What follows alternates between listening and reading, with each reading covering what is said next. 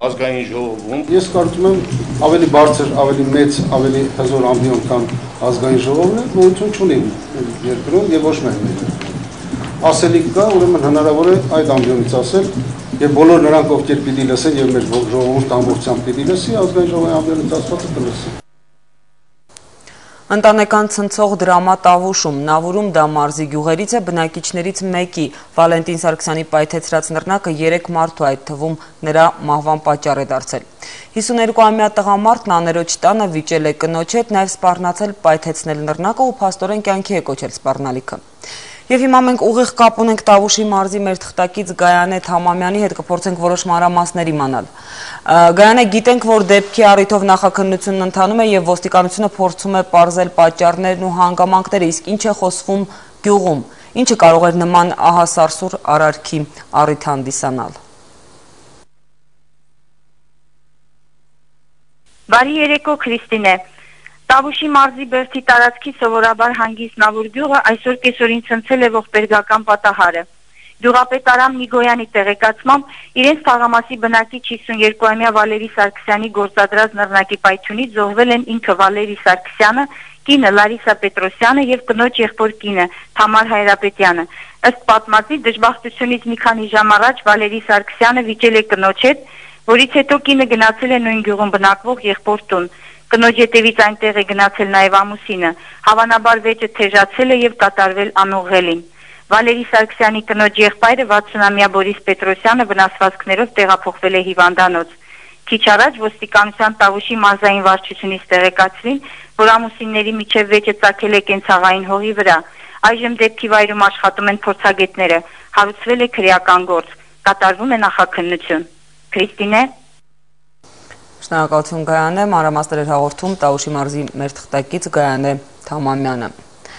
Հաջորդ թեմայի մասին։ ԱՄՆ-ին հայոց բանաստեղծի Թբիլիսյան բնակարանի ճակատագիրը վերջնականապես լուծված է։ Թումանյանի բնակարանը նվիրաբերվել է վիրահայոց թեմին, որն էլ կստանձնի ամբողջ պատասխանատվությունը։ Այժմ քայլեր են ձեռնարկվում բնակարանի մյուս մասի գնման ու վերականգնման համար։ Այսուհետև Վրաստանում գործող հայկական արվեստի միությունները կգործեն մեկ հարկի տակ։ Իսկ գրողների միությունում խորհրդակցություն էր հրավիրվել նաև Վահան Տերյանի ծննդավայրում արդեն 45 տարի ավանդույթ դարձած Տերյանական օրերի վերաբերյալ, տոնն աստիճանաբար կորցնում է իր փայլն ու հիմնական իմաստը։ Գրողների միության նախագահի հավաստմամբ Հայաստանն ու Վրաստանը պետք է վերականգնեն լավագույն ավանդույթները եւ Տերյանական օրերը դիտեն որպես համատեղ մշակութային գործունեության շատ կարևոր դրվագ։ Հովհաննես Թումանյանի Թբիլիսյան բնակարանը գնելուց գրեթե 6 ամիս անց արդեն այս ամբողջ գործընթացի հիմնական կազմակերպիչ Լևոն Անանյանն այսօր բնակարանի բանալիները փոխանցեց վիրահայոց թեմի առաջնորդ Վազգեն Սրբազանին։ Բնակարանը փոխանցվել էր Հայաստանի գրողների միության գրական հիմնադրամի հաշվեկշիռ։ Այսօր մենք արդեն ունենք մի շատ կարևոր ձեռքբերում, վերջապես վիրահայոց թեմը ստացել է կարգավիճակ եւ մենք կարող ենք նվիրաբերել այդ Թումանյանական բնակարանը վիրահայոց թեմին, որն էլ ստանձնում է պատասխանատվությունը հետագա շահագործման եւ իր էության ու առաքելությանը ծառայեցնելու խնդիրը։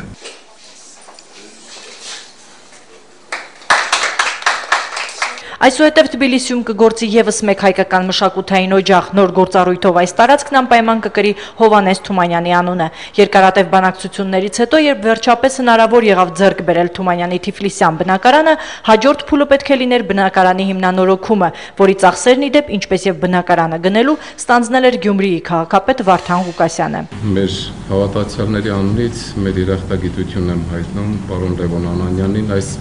մեծ առաքելությունը պատվով ստանձնելու եւ պատվով իր ավարտին իրականացնելու համար։ Եվ իհարկե շնորհակալություն նաեւ բարերարին։ Այժմ ընթանում են բանակցություններ Թումանյանի բնակարանի մյուս մասը գնելու շուրջ։ Դա այն հատվածն է, որտեղ հիմա բնակվում է բանաստեղծի ծոռնուհին։ Արդեն իսկ ծրագրել ենք մի քանի աշխատանքներ իրականացնել։ Գիտեք, որ Վրաստանում արդեն ձևավորվել եւ գործում է Վրաստանի հայ գրողների վերնատուն միությունը, գործում է Վրաստանի հայ մտավորականների միությունը, հայ նկարիչների միությունը եւ հուլիսի 1-ին հիմնադրվում է Վրաստանի հայ երաժիշտների միությունը։ եւ ահա այս արվեստի միությունները կգործեն հենց Հովհաննես Թումանյանի տանը։ Մինչև օրս միությունները չեն ունեցել համապատասխան գրասենյակ եւ բոլոր միջոցառումներն ու հավաքույթները եղել են Վիրահայոց թեմինքից Հայարտուն մշակութային կենտրոնում։ Հովհաննես Թումանյանի տունը դառնալու է հին վերնատան առաքելության շարունակողը։ Վիրտուալ համալսարանը նույնպես, որի մասնաճյուղ է բացվել նաեւ Թբիլիսիում, կգործի հենց Թումանյանի տանը։ Իսկ գրողների միությունում այսօր խորհրդակցություն է հրավիրվել մեկ այլ բանաստեղծի Վահան Տերյանի ծննդավայրում արդեն 45 տարի ավանդույթ դարձած Տերյանական օրվա միջոցառման վերաբերյալ։ Միջոցառման պատասխանատու կազմակերպությունները մտահոգություն ունեն, որ տոնն աստիճանաբար կորցնում է իր փայլն ու հիմնական իմաստը։ Թբիլիսյան վարդատոնի փորձառությունից ելնելով այսօրը խորհրդաժողովի նպատակներ առաջարկեր Աղրաքաղաքի եւ Նինոց Մինդայի իշխանություններին, որ ջիվանական եւ տերյանական օրերի կազմակերպչական ծրագրերում ավելի կարի մեծ տեղ տրվի մշակութային ձեռնարկին։ Կարողանանք այն հնարավորը անել, որպեսզի եւ Վրաստանը եւ Հայաստանը տերյանական օրերը դիտի եւ կարողանա ընկալել իբրև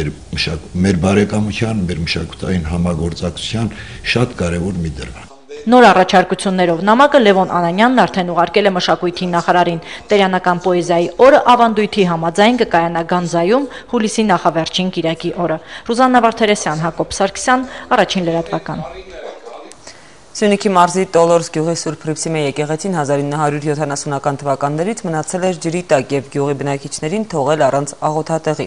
Սակայն հենց գյուղի բնակիչների նախաձեռնությամբ էլ սկսվել է նոր եկեղեցու շինարարությունը։ Նոր եկեղեցին, ինչպես եւ հինը, կկոչվի Սուրբ Հռիփսիմե, կունենա իր հոգեվորականը եւ արդեն ուշ աշնանը դռները կբացի հավատացյալների առջեւ։ Աննա Ավետիսյանի ռեպորտաժը Տոլորսից։ 77-ամյա Ալեքսանդր Սուքիասյանի տարիների երազանքն իրականություն է դառնում։ Հայրենի Տոլորսում եկեղեցի է կառուցվում իր իսկ նախաձեռնությամբ եւ որդիների աջակցությամբ։ Մանկության հուշերի Տոլորսյան եկեղեցին, որ 1861 թվականի կառույց էր, ջրամբարի շահագործումից հետո 1970-ականներին ջրի տակ մնաց եւ այժմ միայն ջրի սակավանալու հետ է ժամանակ առ ժամանակ տեսանելի դառնում։ Ճիշտ է 1952 թվականից Ալեքսանդր Պապը Երևանում է ապրում, բայց ասում է, երբեք Տոլորսից չեմ հեռացել։ Հաճախ է այցելել ու միշտ նույն զգացողությունն ապրել։ Ամեն գալուց, ամեն տեսնելուց ուղղակի սիրտս մխկտում էր, որ այդ ջրի տակ է, հիմա էլ նույնն է, եւ միշտ հիշում եմ իմ ընկերներին, որ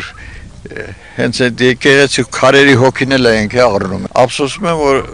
մեր ժամանակ, մեր սերունդը այդտեղ չի տեսել Տեր Հայր։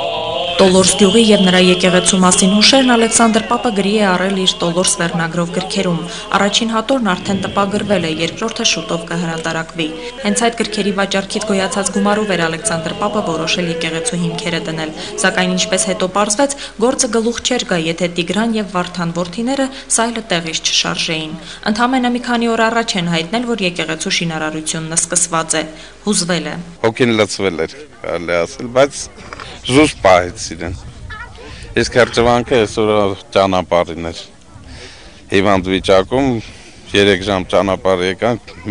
ամտրտունջ։ Սկզբում որոշել են 25 քառակուսի մետր ընդհանուր տարածքով մատուռ կառուցել, հետո ամենայն հայոց կաթողիկոսի խորհրդով նախագիծը փոխվել է։ Կկառուցվի զանգակատանով 90 քառակուսի մետր ընդհանուր մակերեսով բազիլիկ եկեղեցի, որը կսպասարկի շրջակա գյուղերին եւս։ Էջմիածինը խոստացել է Աստծո տունը նաեւ հոգեվորական կունենա։ Ժողովուրդը կտրված էր իր առաքելական հավատքից, կտրված էր Աստծուն փառաբանելուց եւ հուսով ենք Աստծո օրհնությամբ ժամանակի մեջ կունենանք այդ ամենը։ Եկեղեցու հիմնարկեքը կատարվեց Մայրաթոր Սուրբ Էջմիածնի լուսարարապետ Գերաշնորհ Տեր Հովնան եպիսկոպոս Հակոբյանի ձեռամբ։ Գյուղացիները տոնական տրամադրություն ունեին։ Լռելյան իրենց նոր սրբավայրից առաջին աղոթքն էին հղում առ Աստված։ Նոր եկեղեցին, ինչպես եւ հինը, կկոչվի Սուրբ Հռիփսիմե եւ հավատացյալներին կընդունի արդեն ուշ աշնանը։ Աննա Ավետիսյան, Մանվել Հովսեփյան, Առաջին լրատվական։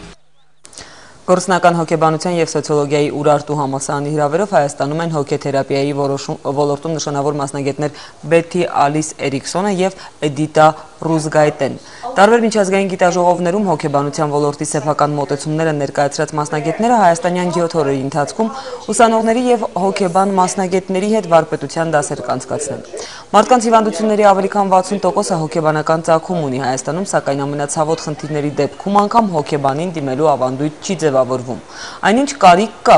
Ամեն տարի միջազգային տարբեր կազմակերպություններ հրապարակում են այսպես կոչված երջանիկ երկրների ցանկը։ Հայերը ըստ այդ հետազոտությունների երջանիկների ցանկում չեն։ Պրոֆեսոր Էդիտա Ռուզգայտեի դիտարկմամբ փոխարենը մեծ է հայերի ճկունության հարմարվողականության ցուցանիշը։ Բեթի Էրիքսոնն էլ նկատել է, երջանկությունը ներսից է գալիս։ Երջանկության զգացողության առումով աղքատությունը կարծում եմ կարևոր գործոն է, բայց ոչ վճռորոշ, մարդիկ կարող են երջանիկ լինել չլինելով ունևոր եւ հակառակը, երջանկությունը ներսից է գալիս։ Այսօր Երևանյան իր միակ համերգով հայ երաժշտասերներին է ներկայացել ամերիկացի հայտնի ջազային դաշնակահար Ուրի Քեյնը, 22 երաժշտական ալբոմների հեղինակ, 2009 Գրեմմիի հավակնորդ ջազմենը Երևանում է Հայաստանի պետական կամերային նվագախմբի հրավերով եւ իր ստեղծագործական գործունեության ընթացքում առաջին անգամ կոմիտաս է կատարել։ Քեյնը ոչ միայն ժամանակակից ջազային փառատոնների ֆավորիտներից մեկն է, այլև այսօր Վագների, Բախի ու Բեթհովենի ստեղծագործությունների ու ջազային իմպրովիզների լավագույն համադրողն աշխարհում։ Երկարամյա փորձառությունն ու ներքին ազատությունը Ուրին մշտապես հուշում են, թե որն է իմպրովիզացիայի թույլատրելի սահմանը, երբ գործ ունես երաժշտական հանճարների հետ։ Նույն օրինաչափությունը գործել է նաև կոմիտասի դեպքում։ Կարծում եմ, որ յուրաքանչյուրն ինքն է որոշում, թե ինչպես մոտենալ եւ մեկնաբանել մեծերին։ Այս դեպքում շատ կարևոր է կառուցվածք ունենալը։ Օրինակ, կոմիտասին պետք է շատ ուշադիր ուսումնասիրել հասկանալու համար, թե ինչը կարելի է համադրել ու իմպրովիզ անել։ Հանքերում աշխատողների եւ շահագործվող հանքերի ազդեցության տակ գտնվող համայնքների բնակիչների առողջական խնդիրներին են ուշադրություն հրավիրում Թեղուտի պաշտպանության քաղաքացիական նախաձեռնության խմբի անդամները։ Նրանք նշում են, որ պետական մակարդակով չկա որևէ ուսումնասիրություն պարզելու համար, թե առողջապահական ինչ խնդիրներ են ձեռք բերում բնակիչներն ու հանքերում աշխատողները եւ հետեւաբար չկա պետական մոտեցում առողջապահական վնասները փոխհատուցելու համար։ Քաղաքացիական նախաձեռնության խումբը նկարահանել է բնության հաշվեհարդար ֆիլմը, որի հերոսները շահագործվող հանքերի ազդեցություններից առողջությունը կորցրած մարդիկ են։ Բանախոսները որպես խնդրի լուծում առաջարկում են բնառեսուրսային շահեկան պայմաններ ունեցող տարածքներում նախապատվությունը տալ ոչ թե սպառողական տնտեսությանը, ինչպիսի հանքերի շահագործումն է, այլ զարգացնել տնտեսության այլ ճյուղեր, ինչպիսի գյուղատնտեսությունն ու տուրիզմն են, եւ որոնք ոչ միայն շահեկան, այլև անվնաս են։ Մենք չենք ասում, որ հանքարդյունաբերություն Հայաստանում իսպառ պետք է բացակայի։ Դու ունես բնական ռեսուրսներ, օրինակ Թեղուտի անտառը,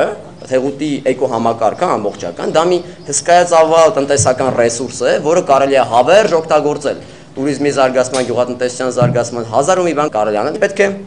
մենք հասկանանք որտեղ կարելի է հանք շահագործել, որտեղ չի կարելի հանք շահագործել։ Թեղուտում չի կարելի, Հրազդանում չի կարելի, Ջերմուկում չի կարելի, Քաջարանում կարելի է, Սոտքում կարելի է, բայց այնտեղ արդեն երկրորդ կատեգորիան, հա, Քաջարան, Սոտք, Շահումյանի հանքավայր եւ այլն։ Այդտեղ այլ արդեն մեխանիզմ է գործում։ Այնտեղ պետք է լուծել ֆիլտրացման, մաքրման, էկոլոգիական նորմերի պահպանման, մարդկանց առողջապահական վիճակի բարելավման հարցերը։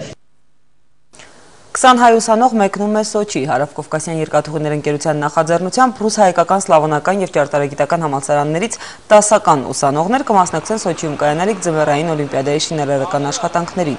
Արդեն երրորդ անգամ է, որ հայ երիտասարդները մասնակցում են այս ծրագրին։ 2 ամսվա ընթացքում ուսանողները կաշխատեն, կվաստակեն գումար եւ կգրանցվեն կազմակերպության կադրային ռեզերվի բաժնում։ Ընդհանուր առմամբ Սոչիի օլիմպիական ավանի շինարարությանը կմասնակցի 2800 ուսանող ԱՊՀ եւ Բալթյան երկրներից։